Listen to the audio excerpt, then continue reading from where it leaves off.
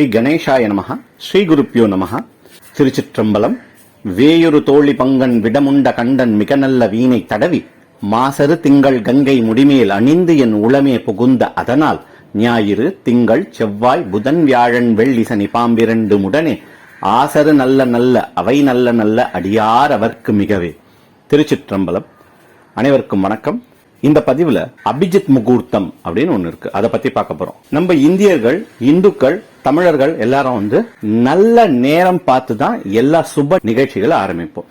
அந்த நல்ல நேரத்துக்கு நம்ம சொல்ற பேரு முகூர்த்தம், சுப முகூர்த்தம் அப்படின்னு சொல்லுவோம். அந்த சுப முகூர்த்தம் பார்த்து ஆரம்பிக்கிற காரியம் நல்லபடியா நடந்து முடியும் அப்படின்றது நம்ம எல்லாரோட நம்பிக்கை. நல்ல காரியம் நடக்கணும். அன்னைக்கு அஷ்டமி நவமி அப்படின்னு ஆரம்பிக்க மாட்டோம். சந்திராஷ்டம நாள் ஆரம்பிக்க மாட்டோம். தீதூர் நட்சத்திரம் இருக்கு ஆரம்பிக்க மாட்டோம். அதே மாதிரி பிரதமையில ஆரம்பிக்க மாட்டோம். ராகு காலத்துல பண்ண மாட்டோம். சில காரியத்தை யமகண்டத்துல பண்ண மாட்டோம். இந்த மாதிரி திதி நட்சத்திரங்கள் வரும்போது சுப காரியங்களை நம்ம தள்ளி போடுவோம். ஒரு காரியத்தை தள்ளி போடுறதுனால அதோட வீரியம் குறையும். இந்த தள்ளி போடுறத தவிர்க்கிறதுக்காக தான் பராசரர் பிருஹத் பராசர ஹோரால அபிஜித் முகூர்த்தம் பத்தி சொல்லியிருக்காரு. அபிஜித் அப்படின்னா என்ன அப்படின்னு எடுத்தோம்னா தோற்கடிக்க முடியாத, வெற்றியுடைய அப்படின்னு அர்த்தம்.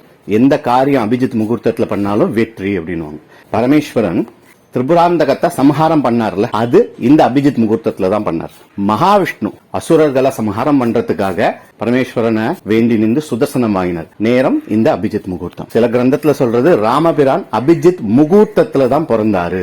முகூர்த்தம் அப்படின்னா கால அளவு, ஒரு குறிப்பிட்ட கால அளவு. இப்போ வழக்கமா முகூர்த்தம் 1.5 மணி நேரம் சொல்லுவோம்ல, 1.5 மணி நேரம், 3.75 நாழிகை அப்படின்னு ஒரு முகூர்த்தத்தை. பராசரர் என்ன பண்றாரு அப்படின்னா 12 மணி நேரம் இருக்குல்ல, காலை 6 மணிலிருந்து சாயங்காலம் 6 மணி வரைக்கும் இருக்க அந்த 12 மணி நேரத்தை 15 முகூர்த்தமா பிரிக்கிறாரு. அப்போ ஒரு முகூர்த்தத்தோட கால அளவு 48 நிமிஷம் இருக்கும். அதாவது 2 நாழிகை. ஒரு நாழிகை அப்படின்னா 24 நிமிஷம் அப்படின்னு சொல்லுவோம். 2 நாழிகை வரும், 48 நிமிஷம் வரும். சரிப்பா, இந்த 48 நிமிஷம் எங்கப்பா எடுத்துக்கிறது நம்ம அப்படின்னா 8வது லக்னத்தை தான் அவரு அபிஜித் லக்னமா எடுக்கிறாரு. இது பாத்தீங்க அப்படின்னா 12 மணி நேரத்துல நடுவுல இருக்கிற 6வது மணி நேரமா இருக்கிற மத்தியானம் 12 மணி. 12 மணிக்கு முன்னாடி ஒரு 24 நிமிஷம், அப்புறமா ஒரு 24 நிமிஷம்.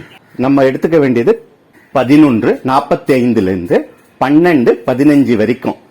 இந்த அரை மணி நேரத்தை நம்ம அபிஜித் முகூர்த்தம் அப்படின்னு எடுத்துக்கலாம். அந்நிய தினம் அஷ்டமி, நவமி, பிரதம, அமாவாசை, அப்படி இல்ல உங்களுக்கு சந்திராஷ்டமம், இல்லப்பா தீதூர் நட்சத்திரம், அன்னைக்கு எதுவா இருந்தாலும் அபிஜித் முகூர்த்தத்துக்கு தோஷம் இல்லை. என்னெல்லாம்பா பண்ணலாம்? பேங்க்ல அக்கௌண்ட் ஓபன் பண்ணலாம், அப்புறம் பண பரிவர்த்தனை, அதுக்கப்புறம் பெண் பாக்குறது, பையன் பாக்குறது, இந்த மாதிரி சுபகாரியம் எல்லாமே பண்ணிக்கலாம். திருமணமும் பண்ணலாம் அப்படின்னு சொல்றாங்க நிறைய பேரு. பட் சில ஜோதிடர்கள் மத்தியானம் 11:30 மணிக்கு மேல வேண்டாம்ன்றதுக்காக திருமணத்தை அபிஜித் முகூர்த்தத்துல பண்றதில்ல. பட் அதுவும் பண்ணலாம், ஏன்னா தோஷம் எதுவுமே கொடுக்கல இந்த முகூர்த்தத்துக்கு, அபிஜித் முகூர்த்தத்துக்கு. கால விதானத்துல இந்த அபிஜித் முகூர்த்தத்தை பத்தி என்ன சொல்றாங்க அப்படின்னா கோட்டி தோஷம் நீங்கும் சொல்லுது. இந்த அபிஜித் முகூர்த்தத்துல எந்த காரியம் பண்ணாலும் அதுக்கு இருக்கிற கோடி தோஷங்கள் நீங்கும் அப்படின்னு. அதனால இந்த முகூர்த்தம் வெற்றி கொடுக்கக்கூடிய முகூர்த்தம். 11:45 இருந்து 12:15 வரைக்கும் தினமும் வர இந்த அபிஜித் முகூர்த்தத்தை பயன்படுத்திக்கலாம். எந்த சுப காரியம் பண்றதுக்கும் இந்த முகூர்த்தத்தை பயன்படுத்திக்கலாம். அண்ட் எந்த காரியத்தை இந்த முகூர்த்த நேரத்தில் ஆரம்பிச்சாலும் வெற்றி நிச்சயம். சோ இந்த அபிஜித் முகூர்த்தம் வெற்றியை குறிக்கிறது.